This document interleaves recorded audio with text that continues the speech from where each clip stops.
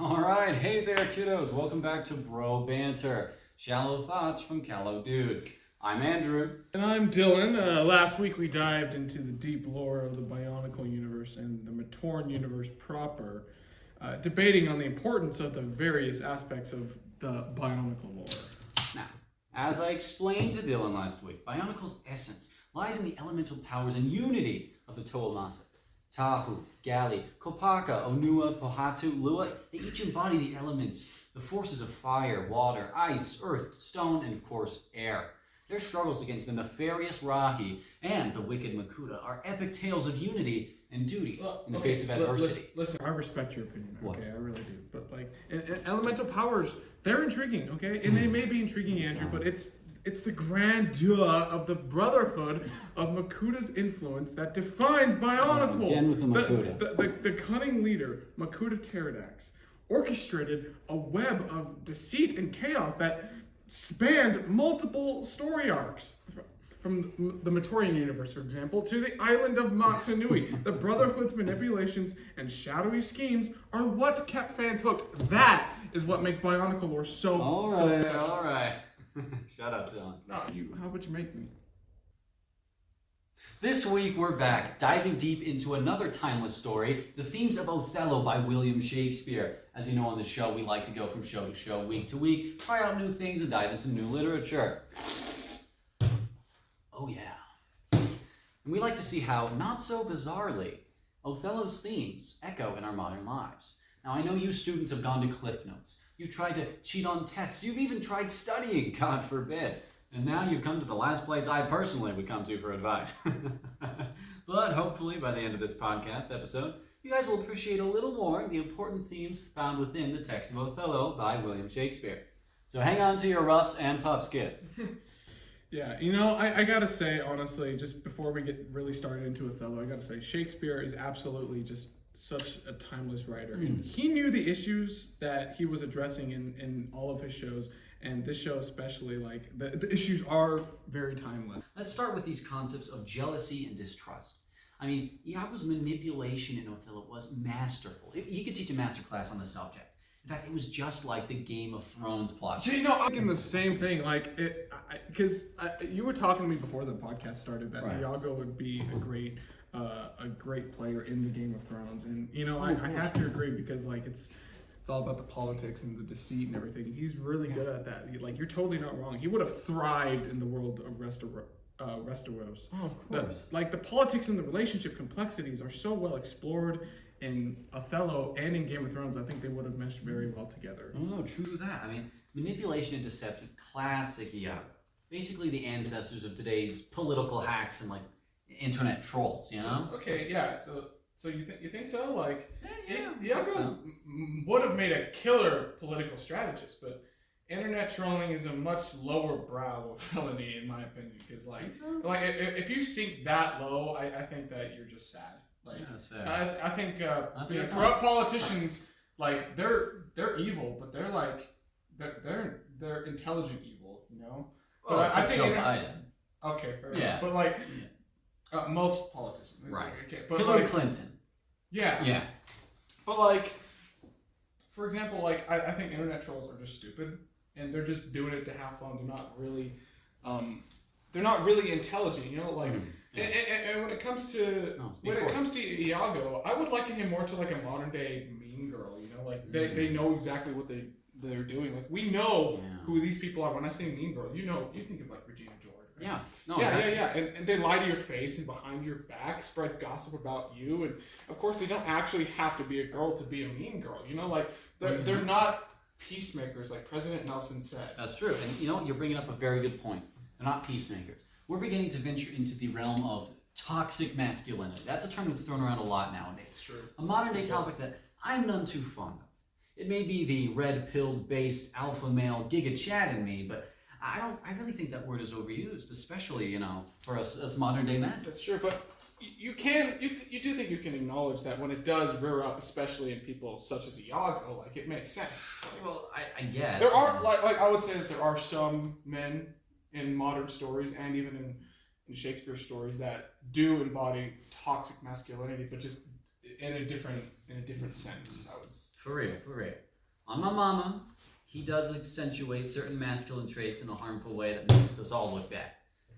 But people are inevitably going to attribute those same traits to people like Othello or Cassio, who are in all accounts just bussin' guys up until, well, the end of the play at the very least. No cap, dude. Like, he was swayed awfully easy. A great man would have trusted his wife first. Like, I'm not sure he was so bussin' as you put it. Okay, you may be right, but all I'm saying is that, as with Othello, we need to determine in our own time if what we see is toxic masculinity or just displays of human weakness that affect even the best people, male and female. Base. I think often we generalize and attribute flaws to a person based on their group identity, rather than their personal choices and their personal accountability and agency, which is a cruel and often bigoted way to view people. But we also dehumanize people by treating them with like a softer bigotry of low expectations. Even when we do it to defend them or their group, we may rob a person of their accountability and infantilize them due to some perceived victimhood. Again, it's perceived. Is it actually real victimhood? You gotta ask that.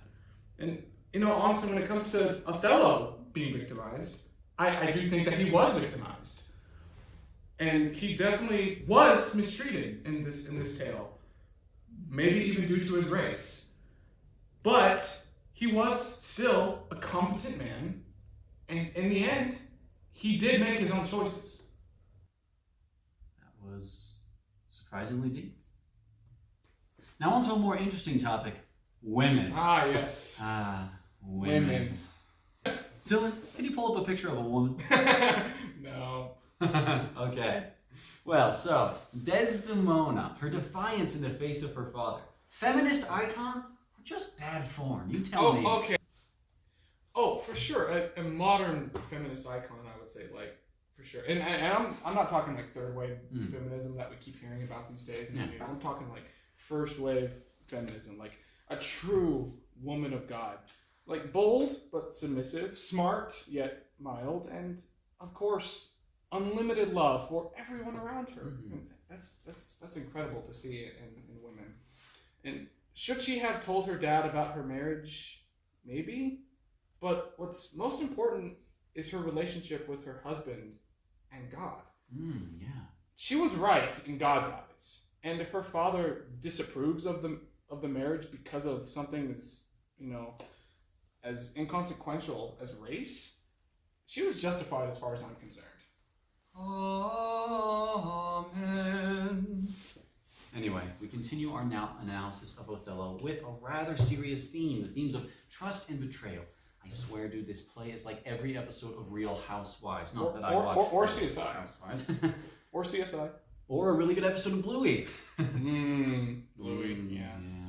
This play I think is one of Shakespeare's best, and I think one of the best shows today is Bluey. I would agree with you. I think if Shakespeare could read those Bluey scripts now, he would cover his head in shame of how poor his writing pales in comparison. Yeah, I would say like if I want to go back in time to where Shakespeare lived, and I just want to pull out my phone, pull out Disney Plus, and I want to show him the episode Flat Pack. Oh, Flat Pack. That is a great episode. I love that. That's my personal favorite episode. It's beautiful. The themes of age and family and disconnect, but also the relationship between deity and men. Right. Is it evolution? Is it divine creator? And why can't they just live in tandem? Exactly. I've said that for years, and when I watched that episode, I was like, dude, Shakespeare would just pales in comparison to this. But he would eat that up. I swear he would make his own play about it. Yeah. What's your favorite episode? Oh, Sleepy Time. Oh, yeah. Sleepy Time. That's you got Bingo. She's like, I'm a big girl now. I'm going to go sleep on my own. I'm not going to sleep in your bed, Mom. I'm going to sleep on my own. And she has this dream where she overcomes her challenges and learns to be independent. But she knows that her parents are always going to be there for her no matter what. It's a beautiful show. Yeah, it's gorgeous. Anyway, but it's always about trust issues when it comes to Othello, right?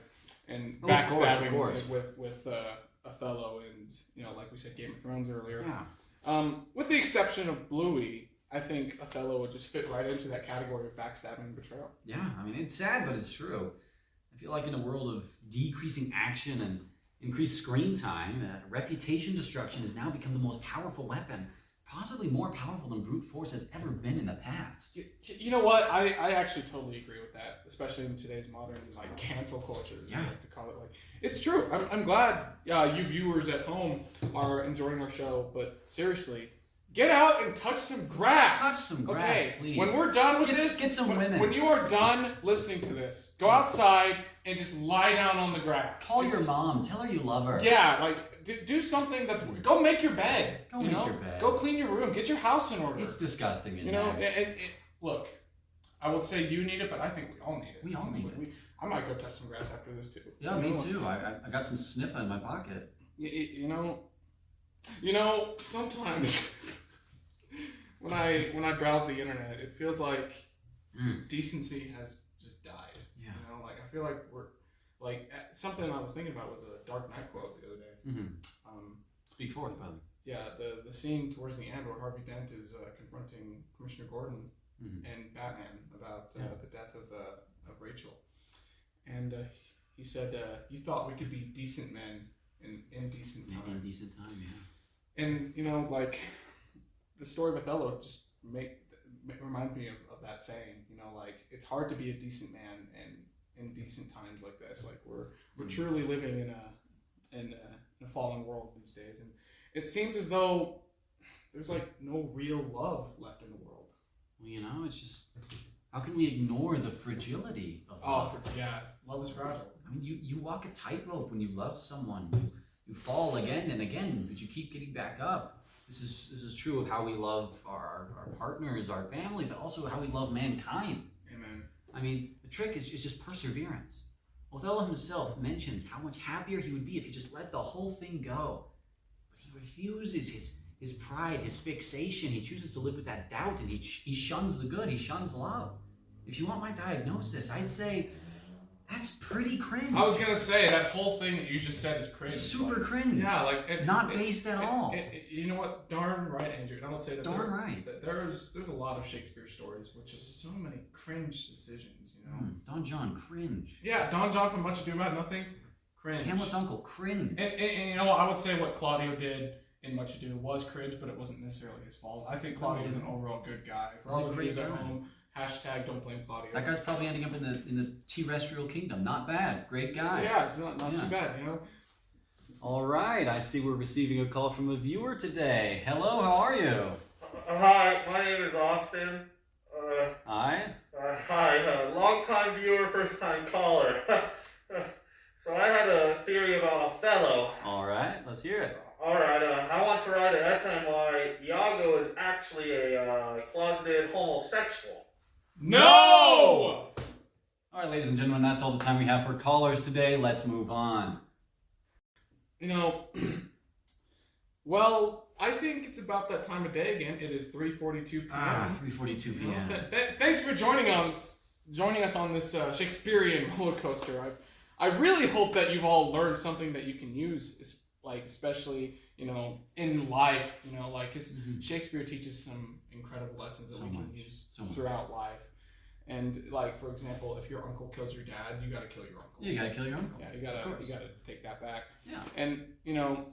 And I think that this information can especially be used in your English class. Of course. And remember that every tale, every story, especially in Shakespeare, has a message. Mm-hmm. But what that message is, may be up to you.